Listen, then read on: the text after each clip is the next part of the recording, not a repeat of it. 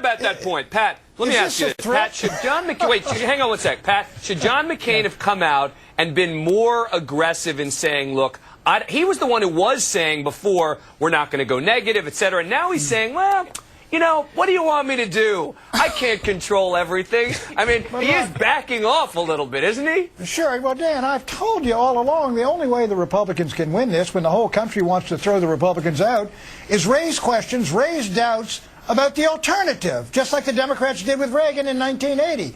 And they're going to do it, and they're going to use his associations, and they're going to use his statements, his elitism. They're going to use the fact he's exotic. I mean, that's what's going to happen. And McCain, McCain would be foolish. What does exotic mean? Foolish to, what's exotic? Is exotic code for black?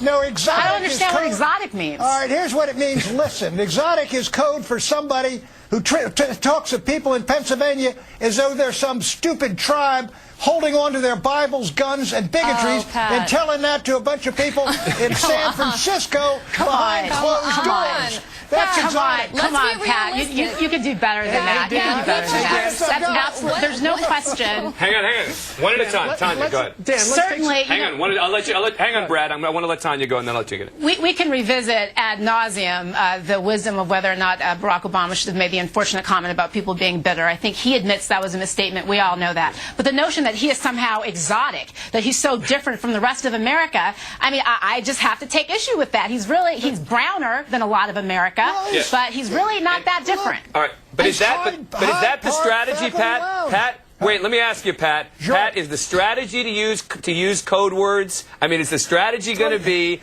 to use words like exotic, where people say, well, I guess he wasn't saying that he's bad, but boy, that sounds kind of funny, to use these words in the hope that they're going to stick? Well, I mean, I don't know what do you mean code words? Barack Obama made these statements. It tells you where he is coming from. He is coming out of the left. He doesn't understand middle America. He's like the guys in the Harvard faculty lounge. They don't know anything about their country. They sit up there and talk to one another. Pat, listen, Barack Obama is as American as you and I are, and these code words for exotic is exactly that. You're trying to paint him as some sort of strange outsider. This is such a typical Republican thing. What about your code words? What code words are yours? All right, hang on. All right, what about your Brad, code hang on one words? sec, everyone.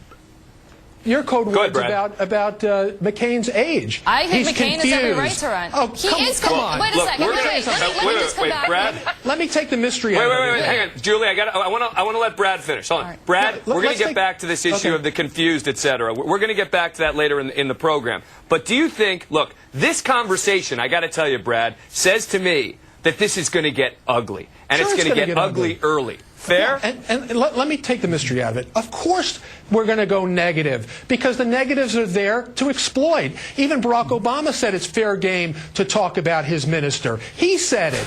And he has to be, and as Pat correctly pointed out, the guy's an empty suit. He has no record. So you have to go with what you have. And that is these associations, which are indefensible. So yes, they're going to be exploited. They're going to be used. And just like the other side, they're going to go negative too. And let me just say this about what Brad just said. You guys can continue to talk about Resco and write whatever you want.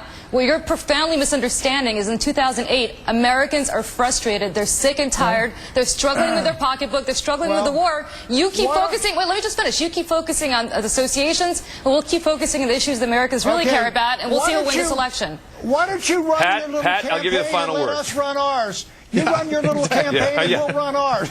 Great. And you know what? I think that's great. I think our campaign is a little more substantive. You're doing fine. All right.